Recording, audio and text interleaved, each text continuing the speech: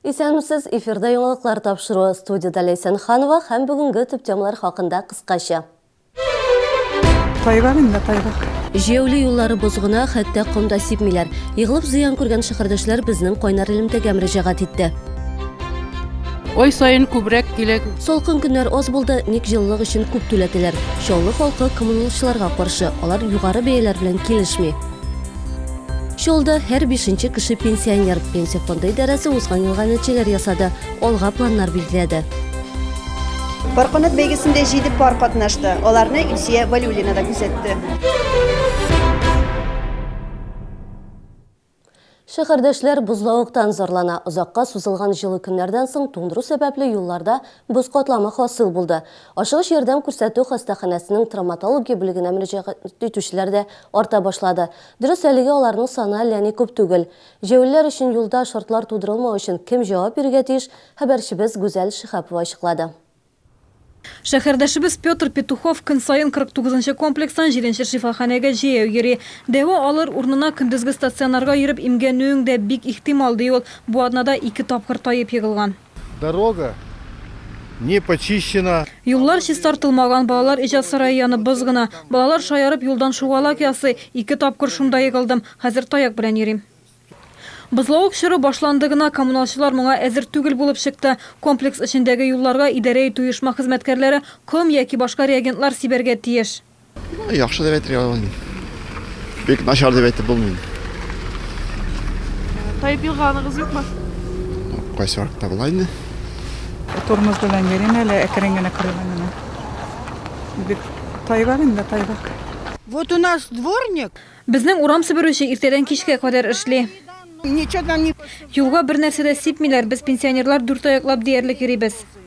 Тукталыш яннары, җир асты аша чыгу урыннары, автомобиль юллары предприятиесе карамагында оешма җитәкчесе ком һәм тоз катнашмалары, сыек реагентлар эшләргә хезмәткәрләр дә җитәрлек дип белдерде. Дөрес, кайбер тукталышларда автобус көтә торган урын гына чистартылган. Транспорттан төшкә җәяүле юлына барып җитү проблема. Эчке эшләр идарәсе тукталышында урнашкан кибет җитәкчесе бу территорияны миннән чистарттыралар ди, әмма эшмәкәр җәяүле сукмаклар өчен җавап бирмәгәнен әйтте. Но мне арендодатель же сразу сказал, что остановка это за ними. Миңа арендага тапшыручы алдан ук әйтте, тукталышны мин чистартырга тиеш. Әгәр тагын башка урыннарында чистартырга кушсалар, баш тартырга кушты. Бу минем территория түгел. Шәһәр хуҗалыгы һәм халыкның көн күрешен тәэмин итү бүлегендә магистраль юлларны һәм тротуарларны, автомобиль юллары чистартырга тиеш дип белдерделәр. Әлегә травматология бүлегенә мөрәҗәгать итүчеләр саны алай күп түгел. Бүген бирегә күбрәк көн күрештә җәрәхәтләнгәннәр мөрәҗәгать иткән, әмма коммуналчылар үз эшләренә җаваплы карамаса, хастаханәгә ярдәм сорап килүчеләрнең саны артырга мөмкин. Табиблар кичен һәм иртәнге якларда сак булырга, уңайлы аяк киеме киергә киңәш итә. Закон нигезендә юлларны кардан һәм боздан вакытында чистартмаган өчен җаваплы затлар 15 меңнән 500 мең сумга кадәр штрафка тартылырга мөмкин. Гүзәл Шихапова, Дмитрий Рачеев, яңалыклар. Шолы Петербургны да уздыра. Коммуналь хезмәтләр өчен түләү буенча.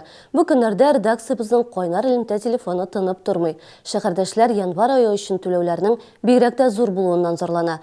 Гаделлек эзләүче 25-нче комплекста яшәүчеләр белән хәбәрчебез очрашты. Холода-то были неделю, наверное. Нет, не было холодов. Никакой жары нету в квартире. Каждый месяц, пожалуйста, 5, 7, 9. 25-21 йортында яшәүчеләрне коммуналь хезмәтләр өчен түләүләрнең зурлыгы тәмам чыгырларыннан чыгарган. Безгә хәтта бурычка алып торырга туры килә ди алар. Ой сайын күбрәк килә. Вот отоплениега килде январь аена 2243 сум. Мондай оплатаның булганы да юк иде. Теге айда 1700. Шулык кешеләр 5 кеше пропискада без. Икебез дә бабай белән пенсионерлар. Бер пенсиябез квартплата түләргә китә. Бер пенсиягә менә яшәргә. Анфиса Дәүләтова узган ел Санкт-Петербургта яшәгән. 60 квадрат метрлы фатиры булган. Кышын 2500 сумнан да күбрәк түләгән булмады ди ул. Отопление в Питере 1000 рублей. Отопление в Питере 884 рубля. Там люди живут, а тут... Ага. А тут нас котов не считают, вы о чем? Сравнивать Мы не с зарабатываем питерской такие зарплатой. деньги, чтобы мы оплатить Там могли пенсионеры сколько получают? такое. В квартире имею 11 секси-батарей. Фатиримда 11 секция батарея бар. Моның өчен мин 2200 сумнан артык акча түлим. Ә күршеләремнең алар 30дан да артык. Вчера. Ни өчен җылылык өчен түләүләр һәркемнең бер төрле соң. Аңлатма алырга теләп без Ремжилстрой идарә итү компаниясына мөрәҗәгать иттек. Начисление за отопление происходит по Җылылык өчен бәя мәйданга карап билгеләнә. Секциялар санына карап түгел. Әйтик 5нче фатир 50 квадрат метр, 6нчысы да бәя бер төрле булачак. Без идарә итү компаниясе белгеченә Петербургтагы квитанцияны да күрсәттек. Аның сүзләренә караганда, тарифлар өчен җаваплылык Татарстанның дәүләт комитетында. Чираттагы бәя арту июльдә булачак 4,5%-ка. Фәридә Сабирҗанова, Гүзәл Хәбибуллина, Ленар Султанов, Яңалыклар. Прокуратура Ростехнадзор һәм торак инспекциясы белән берлектә шәһәрдәге лифтларны тикшерде. Мондый тикшерүләрне ил буенча Мәскәүдә булган аянычлы хәлдән соң оештырдылар. Исегезгә төшерәм, январда торак йортта лифт кабинасы өзелеп шахтага төште. Нәтиҗәдә лифтта булган пассажир һәлак булды. Шулда 6 идарә итүче оешмага караган күп фатирлы йортларда газ җайланмаларын һәм лифтларны тикшерделәр. Бу йортлар Жилкомсервис, Камстройсервис, Паритет, Ремжилстрой, Электротехниклар, Челнострой ремонт идарә итү оешмаларына карый. Белгечләр бездәге лифтлар кеше сәламәтлегенә зыян китерми дигән фикергә килгән.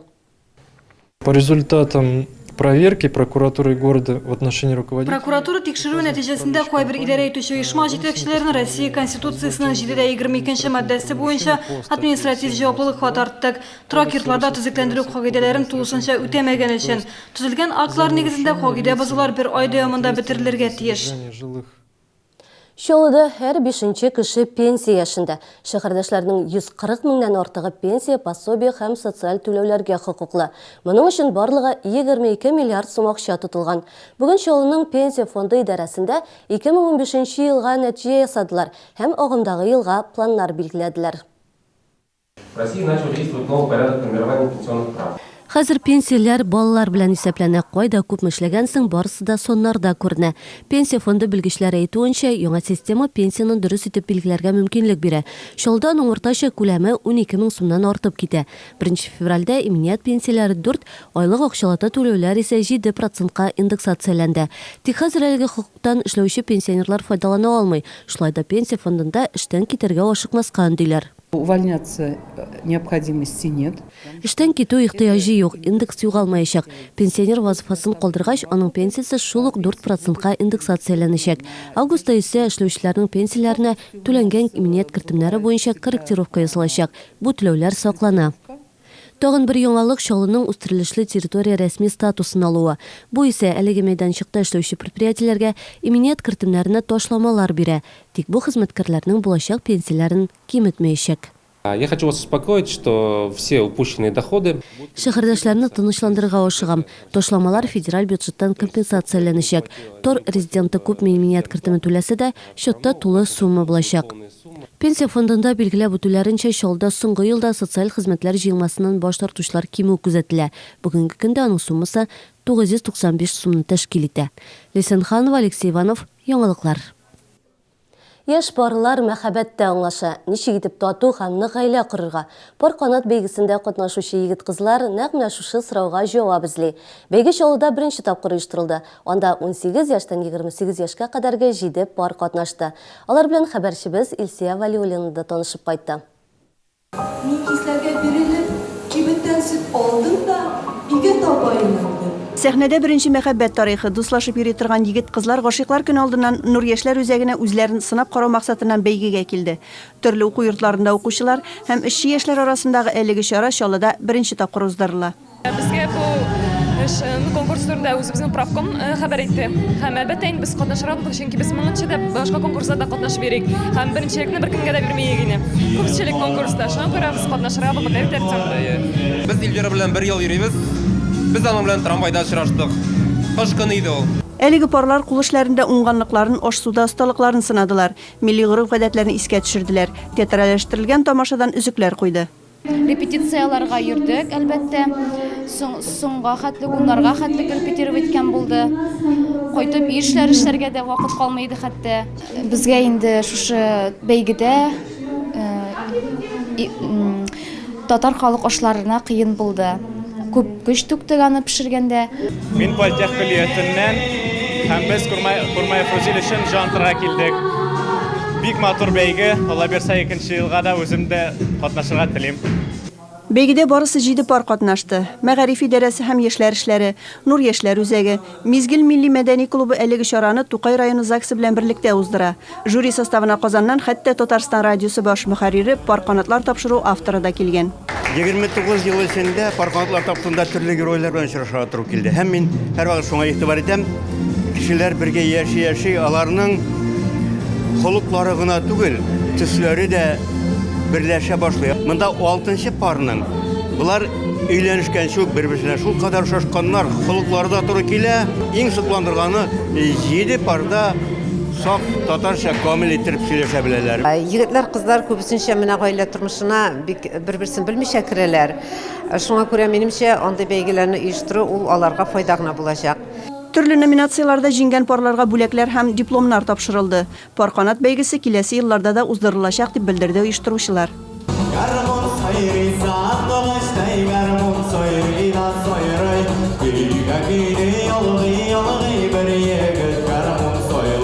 Илсия Валиуллина, Ленар Султанов, яңалыклар.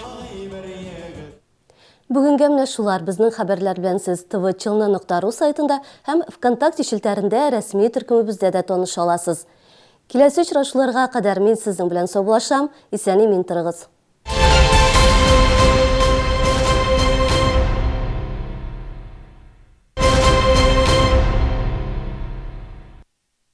Балыкка, бәрәңге янына май, салатка шәп.